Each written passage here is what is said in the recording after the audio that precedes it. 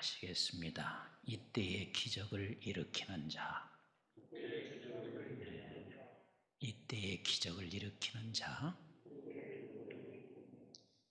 사랑하는 성도 여러분, 여러분들의 가정에 하나님의 놀라운 기적이 일어나기를 주님의 이름으로 축복합니다. 오늘 본문의 백부장의 이야기는 우리가 너무 잘 알아요. 우리 어린이들도 백부장 얘기를 너무 잘 알잖아요. 그런데 이 백부장에게 기적을 원하는 게 있었습니다. 그 기적이 내 종이 병들어 죽어가고 있는데, 이 병들어 죽어가고 있는 내 종이 살아나는 그 기적을 백부장은 너무 간절히 원했습니다. 그렇게 원하고 있을 때 우리 주님을 만났고, 주님을 만난 백부장에게는 실제 이 기적이 일어나게 됐습니다. 오늘 본문 한번 2절부터 4절 말씀을 같이 읽어볼까요? 시작. 어떤 백부장이 사랑하는 종이 병들어 죽게 되었더니 예수의 소문을 듣고 유대인의 장로 몇 사람을 예수께 보내어 오셔서 그 종을 구해 주시기를 청한지라. 이에 그들이 예수께 나와 간절히 구하여 이르되 이 일을 하시는 것이 이 사람에게는 합당하니이다. 여러분, 백부장이 누구를 사랑했다고요? 종을 사랑했습니다. 종을 사랑했기 때문에 그 사랑이 그에게는 내게 지금 기적이 일어나기를 간절하게, 뭐한 것만큼, 사랑한 것만큼, 그것을 사랑하는 것만큼 백부장은 그렇게 원했습니다. 간절히 원했습니다. 이게 지금 이 말은 2000년 전의 이야기입니다. 지금도 우리가 종을 사랑하는 게 쉽지 않은 일입니다. 그런데요, 2000년 전 종은 저들에게는 노예와 같습니다. 아니, 이렇게 표현해도 아무도 그것에 대해서 어찌 당신 평등을 말하지 않냐고 말할 사람이 하나도 없습니다. 그때의 종은 짐승과 다를 바가 없습니다. 그런데 이 백부장이 이 종을 사랑했습니다. 사랑했습니다. 우리가 너무 잘 알다시피 에스더는 참 민족을 사랑했습니다. 얼마나 민족을 사랑했는지 모릅니다. 그가 왕으로, 아수에로 왕으로 뽑혀갑니다. 그 당시는 이스라엘도 혼란의 세계지만, 그리고 전 세계가 혼란기였습니다. 왜? 바벨론도 망하고 페르시아가 점령하고 있을 때 그 중간 그 지점이었습니다. 그래서 이스라엘 백성들은 이제 바벨론에서 본국으로 돌아가기도 하고, 그런데 또 바사로 가기도 하고, 이렇게 아주 혼란기였습니다. 에스더는 그 당시에 왕으로 뽑혀졌습니다. 그런데 왕으로 뽑혀졌다가 조금 있다가 이런 소식이 들려왔습니다. 에스더를 늘 돌보고 있는 하닥이라고 하는 사람 넷이가 있었는데, 이 하닥이 와서 이렇게 말합니다. 밖에 당신의 백성들이 베옷을 입고 지금 저렇게 울부짖고 있습니다. 근데 그 중에는 모르드게가 있었습니다. 왕궁에 들어있는 에스더는 전혀 그런 소식을 들을 수가 없는데, 그 하닥에 의해서 그 말을 듣고 있을 때 에스더가 모르드게에게 옷을 하나 갖다 드려요. 이것으로 갈아입으라고. 그런데 모르드게는 그 옷을 받지 아니하고, 지금 이 나라가 이 모양인데 무슨 내가 옷이냐, 그러면서 하닥을 통해서 에스더에게 말합니다. 당신이 왕에게 가서 우리가 곧 죽게 된다는 것, 하만의 음모에 의해서 곧 죽게 된다는 사실을 그에 전달합니다. 그런데 에스더는 왕에게 들어갈 수가 없습니다. 내가 간택이 됐지만 30일 동안이나 왕이 나를 부르지 않았습니다. 그런데 내가 어떻게 들어갑니까? 왕이 부르지 않을 때 내가 들어가면 나는 죽는 겁니다. 그런데도 에스더는 나라를 너무 사랑했습니다. 사랑한 에스더는 이렇게 말합니다. 내가 죽을지라도 지금 이 상황에 왕에게 가서 반드시 이것을 고해야 된다는 것이 그 에스더가 나라를 사랑했기 때문에 그렇습니다. 그래서 결국은 에스더는 왕에게 갔고, 그리고 에스더에 의해서 나라 죽어져 가고 있는 백성들을 살리는 어마어마한 일들이 일어나고 있습니다. 하나님의 기적은요, 어디서부터 시작되냐면 사랑에서부터 시작해요. 내가 무엇을 사랑하는지를 오늘 이 말씀을 듣고 우리 가족이 반드시 한 번씩 나누셔야 합니다. 제가 보면 대부분의 젊은 사람들, 오늘 많은 젊은 사람뿐만 아니라 어른들까지도 사랑하는 게 없어졌어요. 그저 내가 건강해서 좀 더 마지막 편하게 사는 것으로 모든 것들을 다 그게 성공이라고 생각하고 이렇게 돼버렸습니다. 사랑하는 게 없습니다. 우리가 너무 잘 알고 있는 말씀이지만 우리 한번 로마서 8장, 참 5장 8절부터 11절 같이 한번 읽어보실까요? 시작. 우리가 아직 죄인 되었을 때 그리스도께서 우리를 위하여 죽으심으로 하나님께서 우리에게 대한 자기의 사랑을 확증하셨느니라. 그러면 이제 우리가 그의 피로 말미암아 의롭다 하심을 받았으니 더욱 그로 말미암아 진노하심에서 구원을 받은 것이니 곧 우리가 원수 되었을 때에 그의 아들의 죽으심으로 말미암아 하나님 화목하게 되었은즉 화목하게 된 자로서는 더욱 그의 살아나심으로 말미암아 구원을 받을 것이니라. 그뿐 아니라 이제 우리로 화목하게 하신 우리 주 예수 그리스도로 말미암아 하나님 안에서 또한 즐거워하느니라.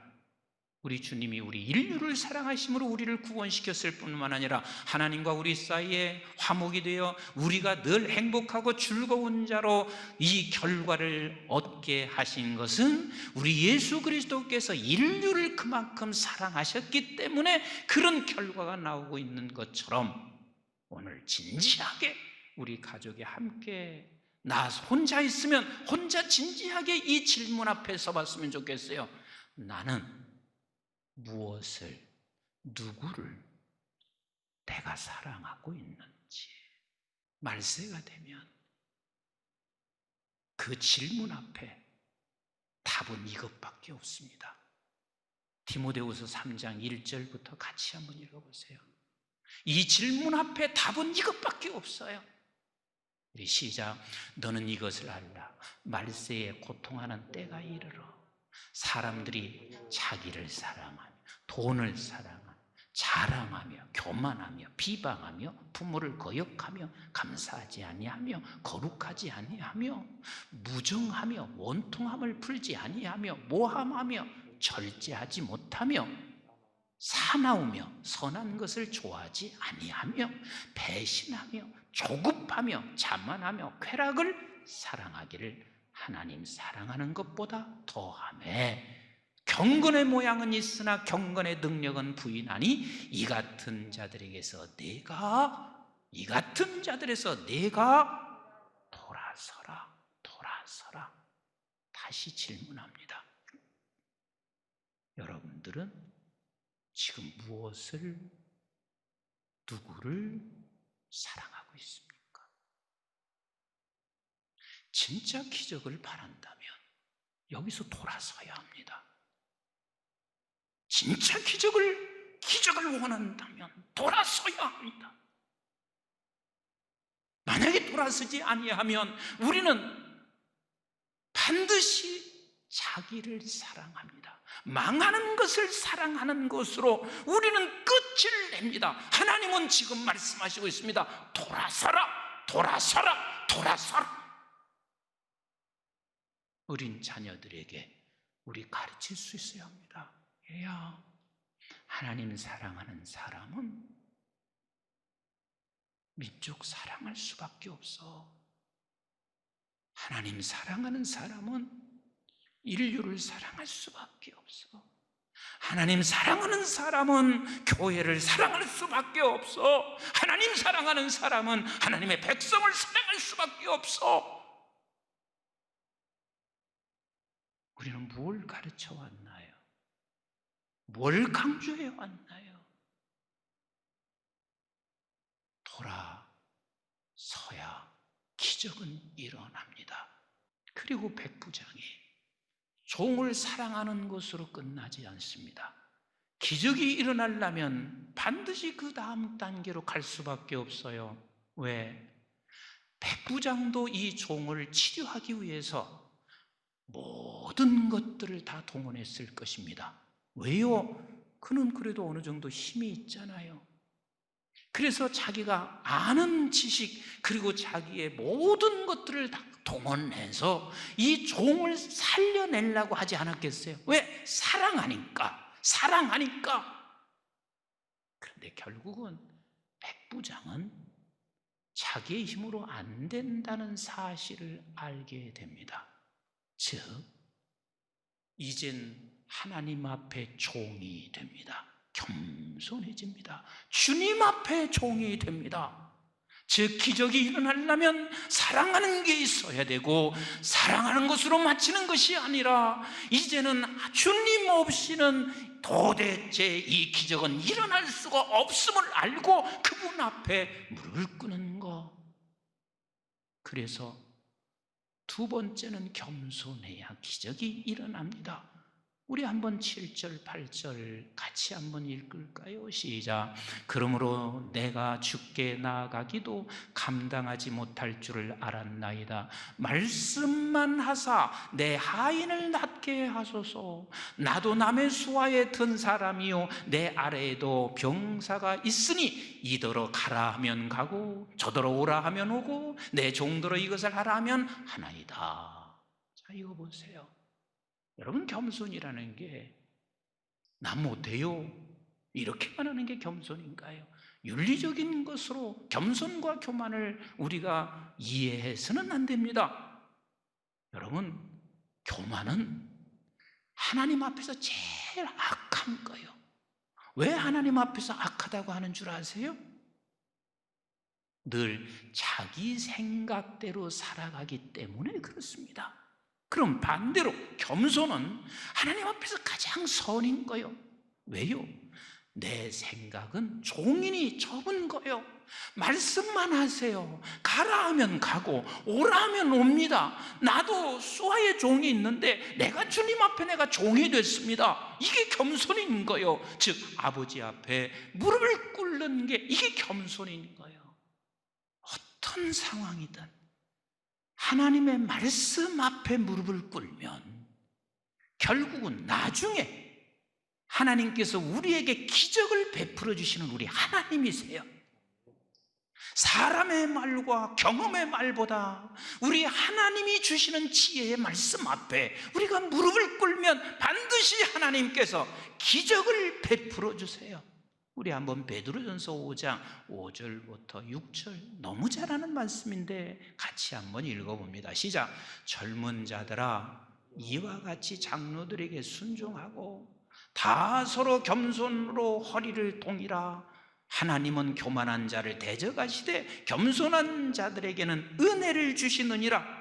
모든 사람들이 젊었을 때, 우리는 젊었을 때부터 왜 이렇게 젊은 자들아 이렇게 말했을까요? 우리는 다 이제는 이빨 빠지고 그리고 다 힘이 없을 때 그때야 비로소 하나님 앞에 무릎을 꿇어야 했었는데 하는 후회가 아니라 젊었을 때부터 우리 하나님 말씀이 맞습니다.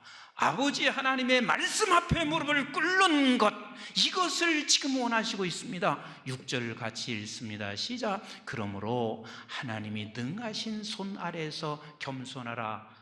때가 되면 너희를 높이시리라. 믿으시면 아멘. 그래서 우리에게 가장 소중한 것은 내가 무엇을 사랑하나입니다. 그런데 빨리 내 생각을 내려놓고 그 기적이 이루어지기 위해서는 오직 하나님의 생각에 무릎을 꿇어질 때 기적이 일어납니다. 그런데 아무리 내가 겸손해도 내가 아무리 사랑해도 이 마지막 단계가 매우 중요합니다. 뭐냐면 믿음입니다. 우리 9절과 10절 말씀 같이 읽어보겠습니다. 시작. 예수께서 들으시고 그를 놀랍게 여겨 돌이키사 따르는 무리에게 이르시되 내가 너에게 이르노니 이스라엘 중에서도 이만한 믿음을 만나보지 못하였노라 하시더라. 보내었던 사람들이 집으로 돌아가 보매 종이 이미 나아 있었더라. 이미 기적이 일어났습니다. 왜 믿음이 소중하냐면 내가 사랑했습니다. 예를 들어서 민족 사랑했습니다. 그리고 내가 내 힘으로 안 되기 때문에 하나님이 하셔야 합니다 하고 무릎을 꿇었습니다. 그런데 그렇게 좀처럼 기적이 일어나지 않고 있을 때 대다수 모든 사람들은 포기하고 절망합니다. 그래서 믿음이 없는 것은 곧 절망으로 가게 되어 있습니다.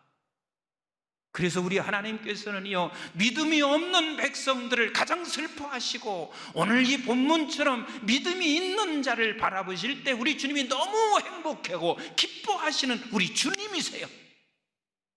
이스라엘 백성들 하나님께서 애굽에서 건져냈어요. 그 건져내고 광야 생활을 하는 동안 무엇을 갖고 가기를 원하셨냐면, 얘야 너 끝까지 가나안 사랑해라. 내가 너에게 약속한 가나안 사랑해라. 그리고 너 끝까지 내 힘으로 광야에서 살려고 하지 말고 아버지 하나님의 말씀을 먹으면서 그 말씀 앞에 무릎을 꿇고 네가 나가라. 그런데 더 중요한 게 있다. 끝까지 하나님이 반드시 이루실 것이다. 아버지가 반드시 이루실 것이다. 이 믿음을 내가 소유하지 아니하면 너희들은 나를 슬프게 해. 왜?